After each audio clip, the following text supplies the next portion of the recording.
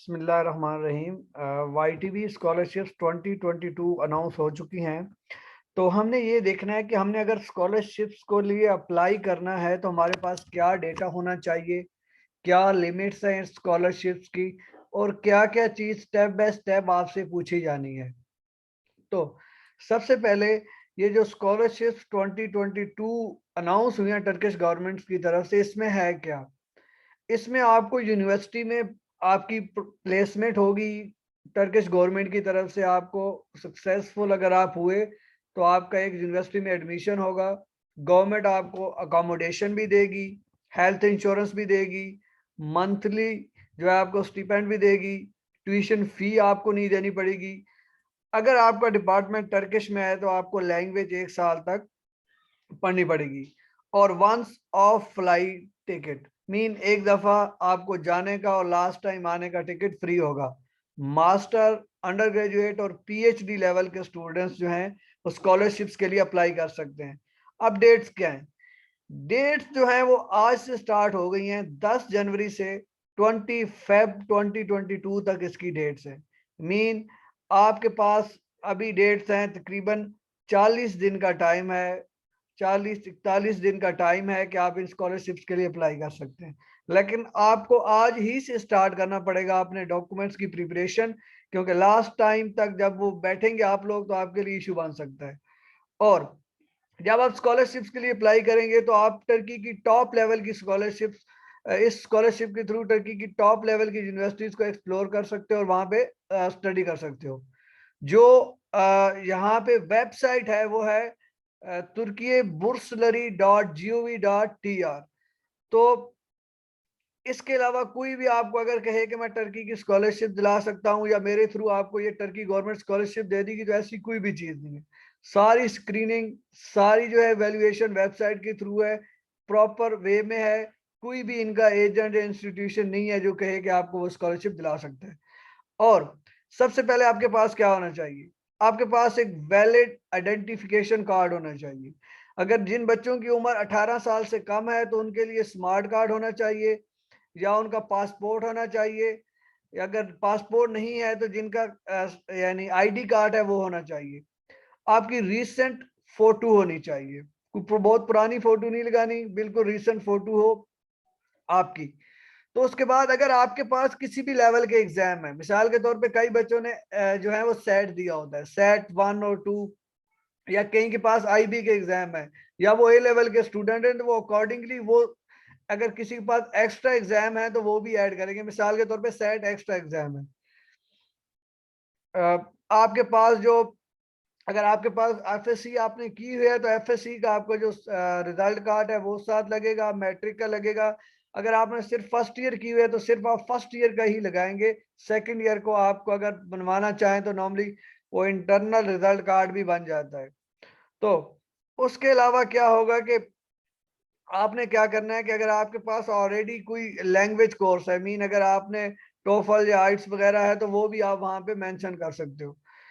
जिन लोगों ने पीएचडी के लिए अप्लाई करना है उनको रिसर्च प्रपोजल वहां पे अवेलेबल होनी चाहिए। मीन अगर वो सर्च प्रपोजल के साथ जाएंगे तो वो पॉसिबिलिटी ज्यादा है कि उनकी सिलेक्शन अच्छी तरीके से हो। अब सिमिलरली वही बात हो रही है कि ज्यादातर टर्किश यूनिवर्सिटी जो है वो टोफल मांगती हैं।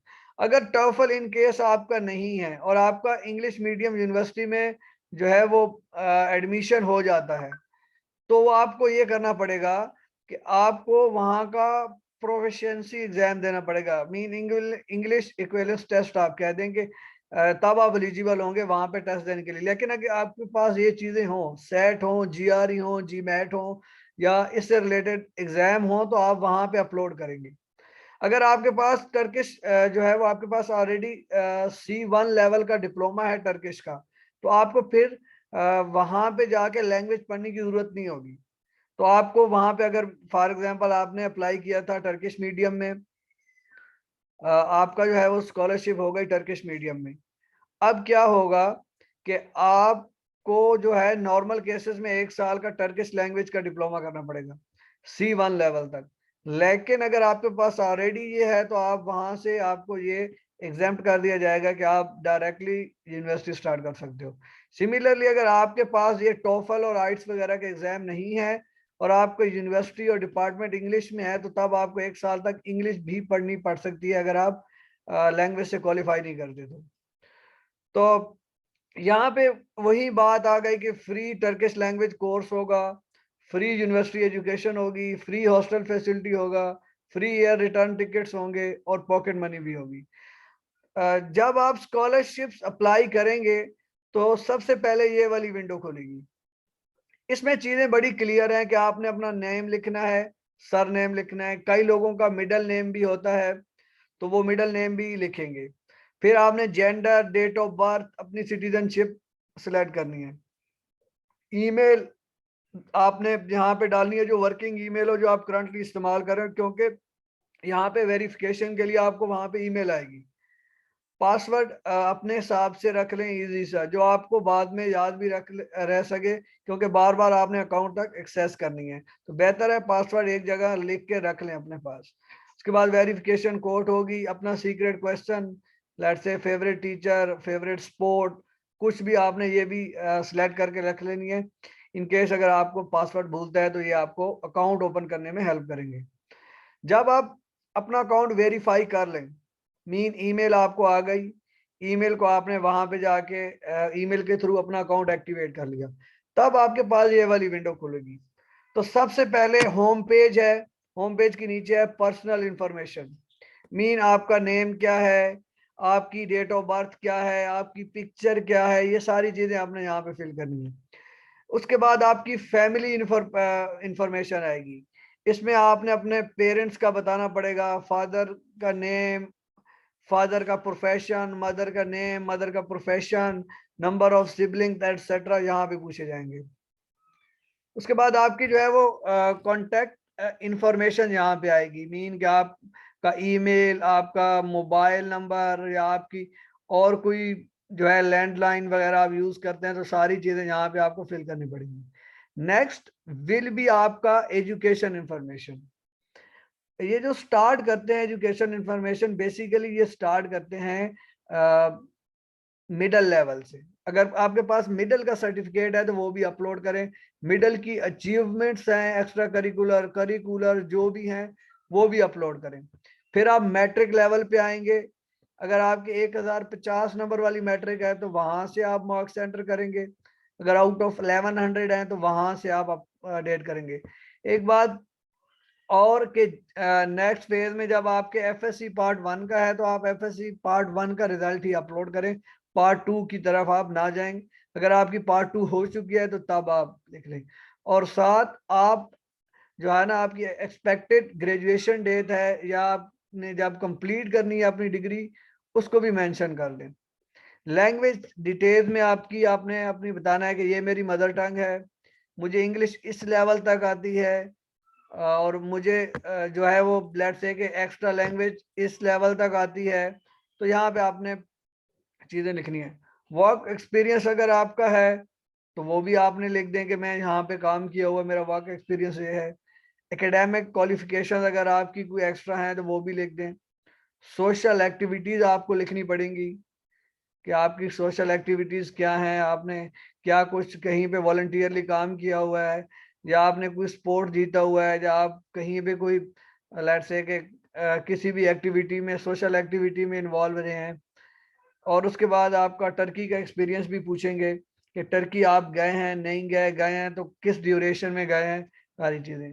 जब ये सारी चीजें आप अपलोड कर देंगे, पर्सनल इंफॉर्मेशन भी अपलोड कर दी, फैमिली का भी बता दिया, कॉन्टैक्ट्स भी बता दिए, एजुकेशन का भी बता दिया, लैंग्वेज डिटेल्स भी बता दी, और वर्क एक्सपीरियंस भी बता दिया, एकेडमिक क्वालिफिकेशन भी हो गई, सोशल एक्टिविटीज भी हो गई, टर्की का एक्सपीरियंस भी हो गया, तब आपकी एप्लीकेशन स्टार्ट होगी। ये देखें मेरी, अगर इस प्रोफाइल में देखा जाए तो जिन जिन जगहों पे रेड है, ये रेड येलो में कन्वर्ट होगा या बिल्कुल ब्लू टिक्स आ जाएंगे, तो तब जाके ये यहाँ पे एक विंडो खुलेगी कि मैं अंडर ग्रेजुएट स्कॉलरशिप्स के लिए अप्लाई कर सकता हूँ या मैं पीएचडी के लिए अप्लाई कर सकता हूँ, तो ये अकॉर्डिंगली शुरू हो जाएगा। अब जैसे कि मैंने ये वही डिटेल्स आ रही हैं कि मैंने यहाँ पे देखे मिडिल स्कूल की आपने चीजें डालनी है, अगर नहीं है, इन केस नहीं है तो आप छोड़ दें। हाई स्कूल की कंप्लीट डिग्री आपको इंफॉर्मेशन देनी पड़ेगी। अगर आपके पास एसोसिएट डिग्री है कोई 2 साल की या कुछ और डिग्री है तो वो भी आप मेंशन कर सकते हैं। जिन लोगों ने एमफिल पीएचडी करनी है तो उसको अकॉर्डिंगली बैचलर और एमफिल की डिटेल भी देनी पड़ेगी।